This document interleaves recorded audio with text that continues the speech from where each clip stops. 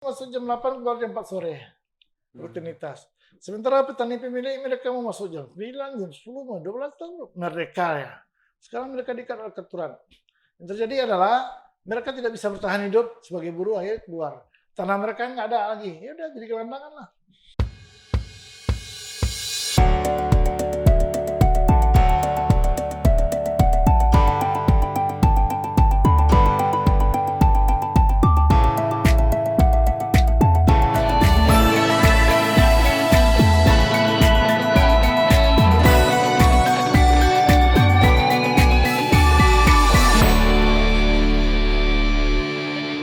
Halo kerabat Andalas TV, saya Rudiantono berjumpa lagi dengan Anda semua.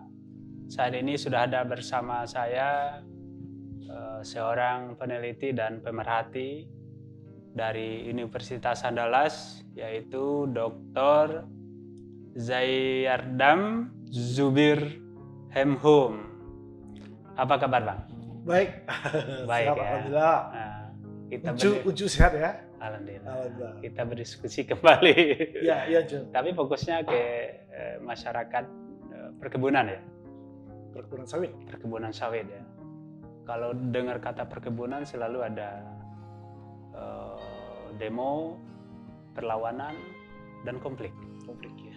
Nah, Abang sendiri melihat apa persoalan-persoalan mendasar masyarakat di perkebunan itu sehingga ada perlawanan itu dari masyarakat ke pihak perkebunan itu sendiri.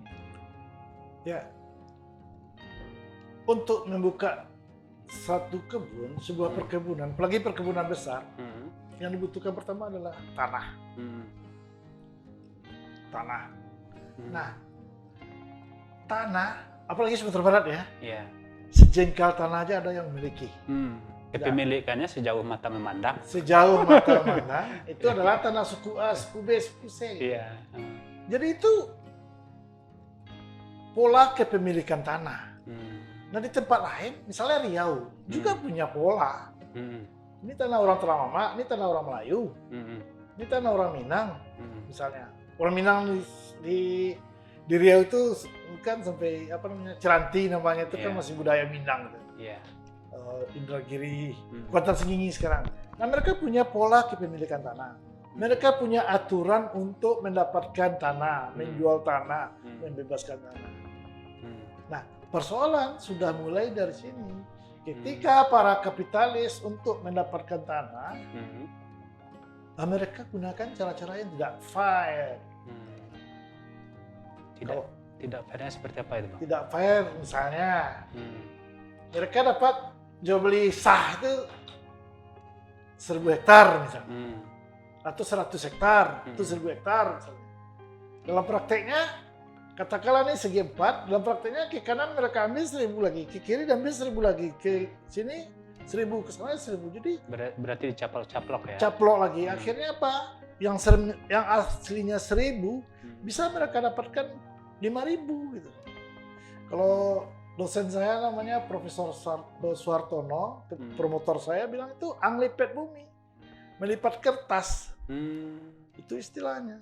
Anglipet bumi, melipat kertas. Jadi tanah ini digulung-digulung, kiri kanan muka belakang. Yang ibaratnya apa? Mereka enteng aja.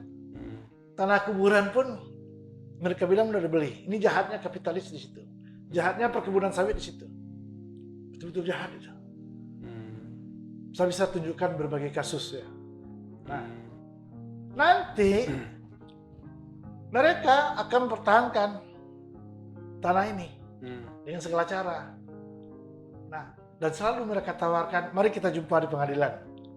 Iya. Kita negara hukum, mari kita jumpa pengadilan. Terus rakyat bayar pengacara. Siapa yang mereka bayar? Pakai duit apa yang mereka bayar? Sementara perkebunan nyiapin duit kayak gitu. Nah inilah cikal bakalnya ini. Bagaimana tanah itu menjadi sumber konflik yang berkepanjangan. Karena cara-cara yang didapatkan itu tidak fair lagi gitu. Tanah kuburan diambil, diakui sebagai mereka miliki. Dan mereka ada istilahnya itu mereka bukan tanah gitu. nggak puas-puasnya. Seperti orang Minang bilang, makan air laut. Nah, itu tergantung aja nanti seluas berapa, akan berapa dengan ini, seluas ini berakapan dengan aparat lagi, tergantung luasnya tanah yang mereka dapatkan, yang mereka rampas.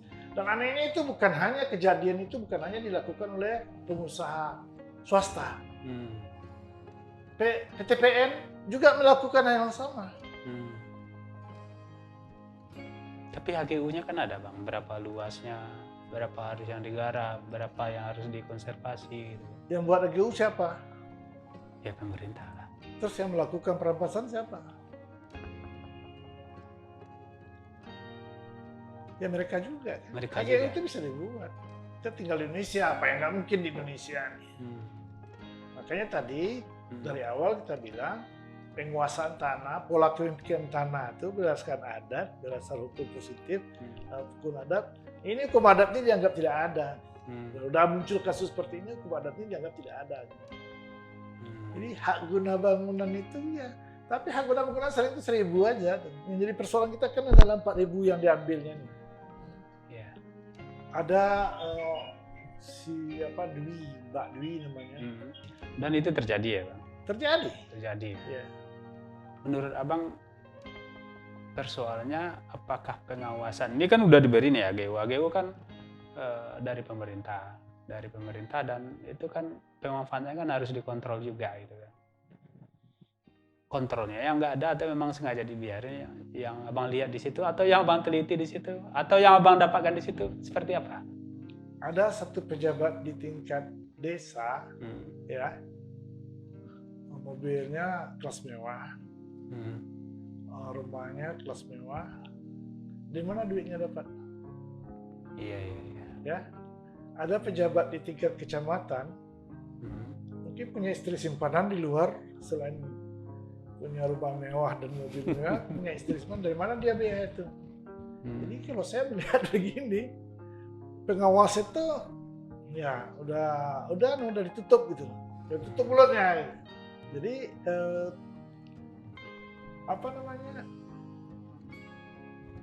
untuk daerah tertentu tuh bahasa mereka begini, baja setebal apapun, kalau pelurunya diremas tebus itu gitu. Ya. Pelurunya yang diremas ya? Ya pelurunya diremas tebus tuh setebal apapun baja. Ada dalam bahasa lain mungkin populer, di sini juga populer tuh. Ayam jantan selagi berkokok kita beli itu, bisa kita beli. Nah, jadi dalam dunia itu cerita pengawas tuh, cerita ini apa sih itu kita temukan cuma dalam buku gitu. Prakteknya ya bertolak belakang. Seorang kepala desa bisa beli Fortuner baru misalnya. Beli Pajero, di mana duitnya? Tapi kan perkebunan ya Bang, itu kan punya lahan juga untuk masyarakatnya. Yang peer itu kan? Ya, peer. Ya. Artinya masyarakat juga diberdayakan di situ, ambil bagian lah di situ masyarakat. Jadi ada etnis tertentu yang mudah dikendalikan, ini penting ya. Ada etnis tertentu yang susah dikendalikan. Biasanya kalau dia menyangkut putra daerah agak susah dikendalikan. Nah, masalah peer itu belum tentu masyarakat setempat yang dapat. Bisa aja masyarakat dari luar datang ke sana dan kasih peer. Masyarakat setempat apa? Jadi misalnya kasus orang Talamamak di Riau, mereka terusir dari tanah leluhurnya. Intinya begini, mau gabung nggak ke perkebunan sawit atau di luar? Kalau mau gabung, ya jadi buruh di situ dia. Nah, jadi saya buat tulisan judulnya begini, menjadi buruh di tanah leluhur.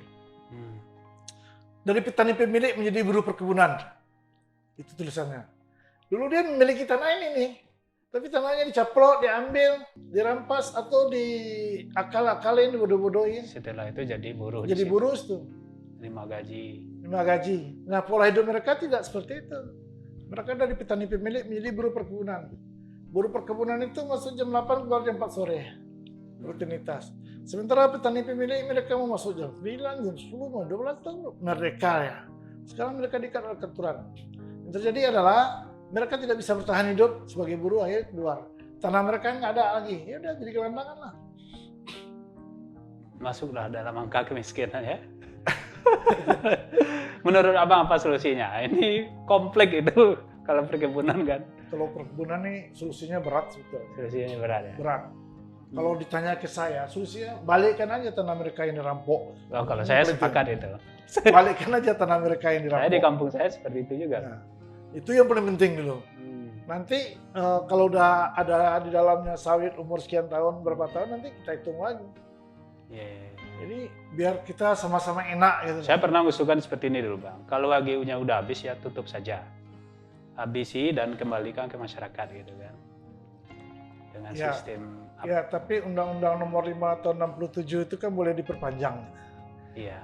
Tapi kan PMA itu mulai salah satu solusinya ditutup Kalau- dicukupin aja HGU. dicukupin dan pihak perkebunan dan negara tidak mau. Karena kebun ini kan seksi, Iya.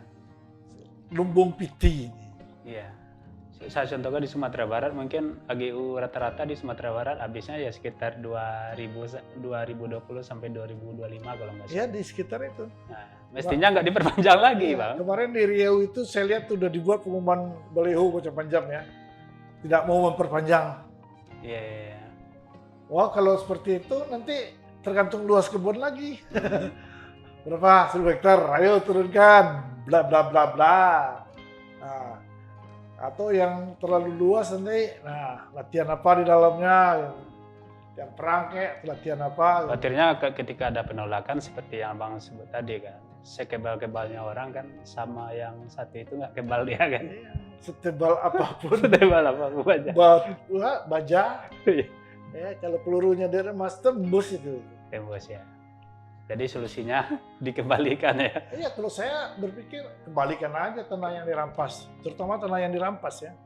Ya mungkin pola pengembaliannya mungkin Bang. Nah itu kan teknis sifatnya. Hmm, Kebijakannya dulu yang penting gitu. kebijakannya. Kebijakan yang dulu yang penting. Pola kembalian itu nanti kan bisa aja. Kalau model orang Minang beretong, ditong lu berapa batang di situ sawitnya berapa dihargai, Iya, iya, iya. atau dibagi 2 lagi gitu. Ternyata rakyat dapat gitu. Itu kan rakyat jadi penonton dalam pembangunan hiruk pikuknya perkebunan sawit itu gitu. Dihitung kembali ya. Paling tidak dalam bentuk penyertaan modal lah disertakan ya Bang. Ya bisa. Bisa jadi misalnya tanah yang dirampok itu 1000 meter, kan ada sawit di situ, ya udah bagi 2 aja. Itu kan teknis sifatnya kan. Iya. 1.500 punya rakyat, 500 punya perkebunan. Nah rakyat ini kan dapat nih. Menurut Abang pemerintah mau nggak seperti itu? Pemerintah itu penguasa ya. Iya, Ini kan penguasa dan pengusaha ya. Iya. Pengusaha itu seperti saya udah bilang tadi ya. Oh, kalau kata Paus yang sekarang penguasa terus bukan ya, penguasa. Pemilik modal itu seperti kotoran setan gitu. Kata Paus sekarang. Mereka nggak mau itu. Kalau mereka mau, mereka nggak perlu mengeluarkan biaya untuk pihak-pihak yang mengamankan itu untuk pengacara. Kalau mereka punya niat baik terhadap rakyat, ya kan, cukup kembalikan aja hak rakyat. Jika itu dilakukan, ya rakyat sejahtera. Saya penelitian saya itu sebetulnya Kabupaten Indragiri Hulu. 112 perkebunan besar di situ. Tapi jumlah tanah yang dirampas itu luar biasa juga, Bang. 400.000 hektar beberapa, angkanya ada tuh.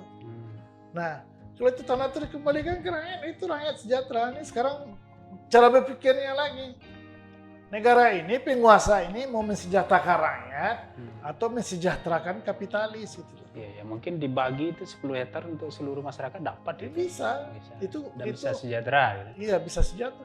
3 hektar aja bisa hidup baik. Iya.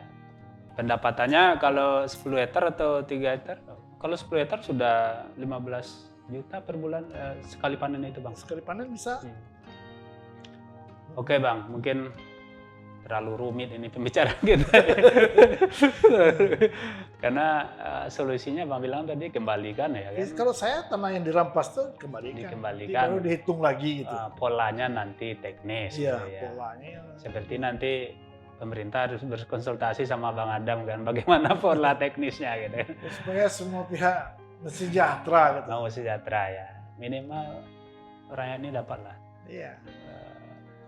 7 hektar atau 5 hektar per kakak kan. Per kakak, sehingga rakyat merasa diri mereka itu tidak ditindas, tidak dijajah oleh bangsa sendiri. Oke Bang, terima kasih atas perbincangan kita. Ya. Terlalu berat betul. Semoga apa yang kita bincangkan bermanfaat untuk kerabat Andalas TV dan paling tidak menginspirasi soal pikiran-pikiran yang cukup berat dari Abang gitu. Oke Bang, semoga tidak bosan ke Andalas TV dan nanti kita akan ketemu lagi dengan topik yang berbeda. Oke, terima kasih. Oke, kerabat Andalas TV, demikian perbincangan kita dengan Bang Adam Zubair, peneliti dari Universitas Andalas. Semoga bermanfaat dan sampai jumpa.